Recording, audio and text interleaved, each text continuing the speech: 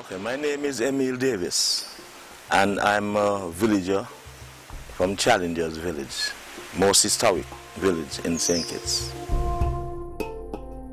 The history of Bloody Point is where a decisive battle between the English, French, and the Carib natives was fought to get position, because seeing that the English and French divided the island to suit themselves, now the stumbling block would have been the Caribs, who would not have been cooperating with them maybe to get enslaved. So they had to find a way out to win over, and then they themselves fought against each other, and the English was victorious.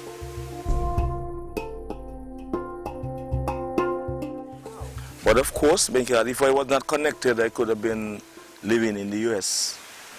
Yeah, see, I'm a lover of history, I'm a lover of plants, well, animals to a certain extent, but I don't have time to be with animals, but I love nature very much. In my younger days, a lot of my friends and colleagues, who most of them migrated, some passed on too, but they migrated to different parts of the world. At certain intervals, we'll take walks right through the forest, from one point connecting to another point, so we would have known what's happening up there.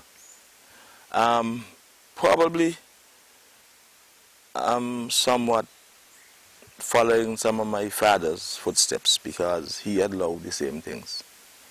And but people were compelled to do some things. That is one of the reasons why some persons were connected also. It was a way of life, so you wanted to exist. So if you want to exist, you had to toe the same line. But times have changed significantly over the past decades or so. Absolutely important, because it gives us a trace of our history. For instance, in that gorge about behind us there, you have some Carib rock carvings, which I really think should be preserved. And the site should be developed, like the entrance road, so that it could get guided towards the visitors, and it could create employment for people. There are a multiplicity of things could happen. But in Challengers recently, we formed a group called the Challengers, I think it's Improvement Society.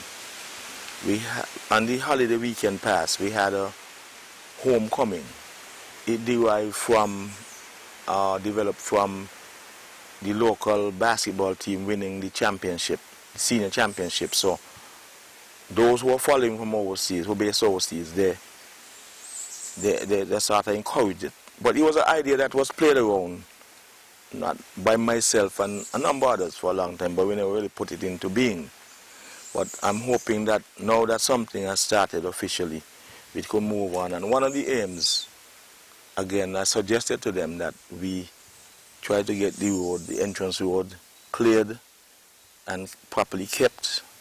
And as I mentioned earlier, could employ people as guides to bring visitors here and take them to and from safely.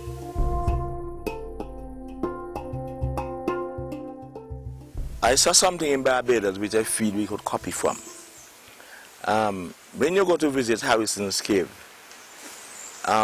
they have in that gully or that valley, you have, and by the way, they don't even have trees like us. Given the geography of Barbados, it's not like us. But what I've done, I like it very much. They have a little development there, which is a restaurant, a gift shop, and some other amenities. So that when you go to the cave, and when you exit the cave, you could refresh yourself before you go back to your destination. Well, nowadays, nothing is impossible in terms of construction. heavy equipment could get somewhere above here. This slope used to be used as an agricultural area, as I say, mountain ground. Cane used to be planted there early o'clock, but you know, over time you're going to get a lot of erosion, soil erosion, because of the steepness of the slope. Or maybe something could build within the environment. Something like what I saw in Barbados. You know, like they have these lodges in the United States.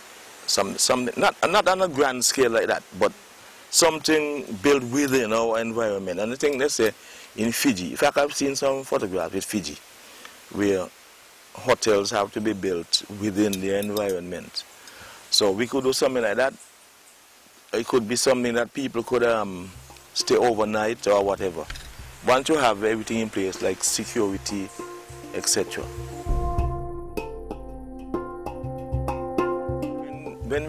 When St. Kitts Nevis hosted Carib Festa a few years ago, a ceremony was held on the playing field at Stoneford Pasture, as we call it now, but the original name used to be Granny King.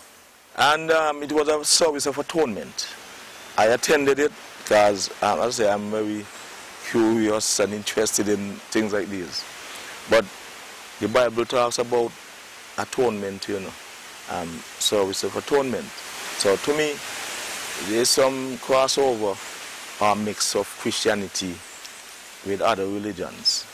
Okay, this might have been one of them. And the Caribs, the native Caribs from Dominica, well, actually, some of them actually offspring from St. Kitts. But they danced in fire, barefooted, and then they went in the sea to bathe.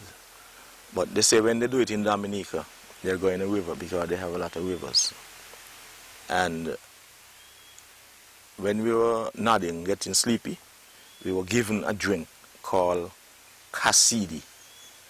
I think it's spelled C-A-S-I-D-I, something like that.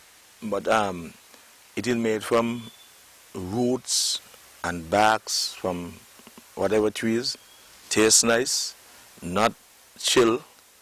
You got to drink it natural. And you take a normal drinking glass, you've got a paper cup, and when you drink that, it like restore you. You're no longer sleepy. But you last for about 2 hours. Then you might be nodding again. But then they give you half the original amount. So whatever it is, you're not supposed to take too much. So then, but after the second amount, you're not supposed to take any more. So that was rather interesting. And then they came up with the high priest. The high priest, there was a high priest from Suriname. But, okay, their complexion is different. I mean, but they're same Kalinago people. But they said that they could feel the vibration of the spirits. Now, I've known of other people saying that too. But during the service, a party came up here and they said they're going to put the spirits to rest because the spirits were wandering for these hundreds of years.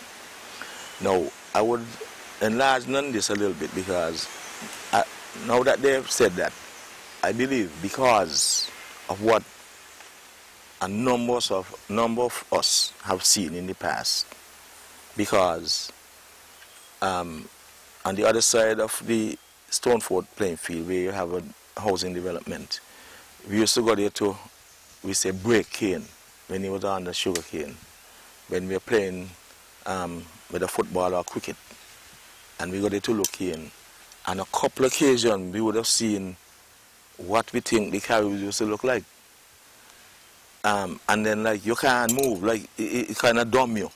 You're trying to cry out, call out, but nobody could hear you. So, like, the person grinning, but the same kind of head, shape head.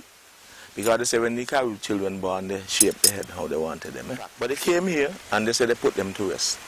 We were told when we were told about the West Indian history and about Blood River episode, that all the Caribs were killed.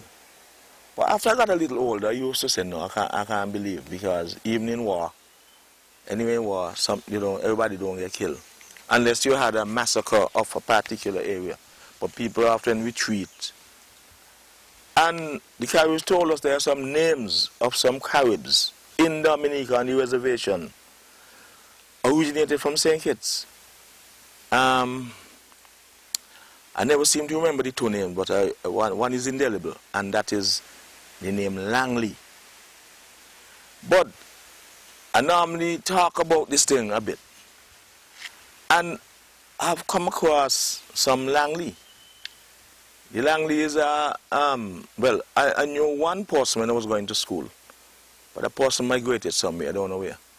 But I know they had some in Bastia, in McKnight area, in Keon, and in Sadlers.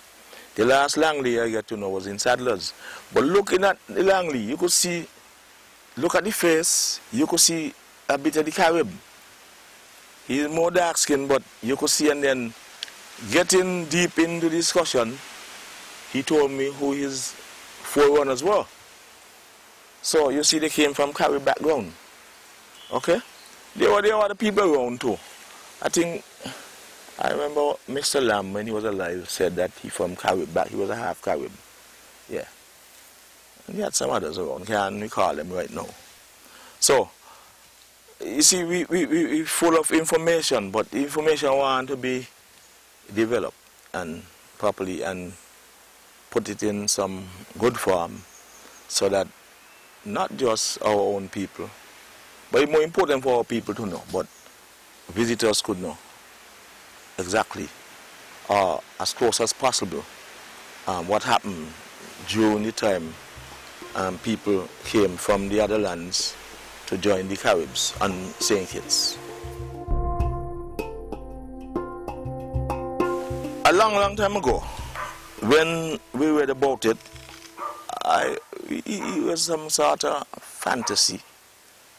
But then after a while, we used to say, well, oh, Europeans come and they take over the land and they do this and do that. But I have a different perspective nowadays. And my perspective is that, well, I believe that these things were part of God's plan.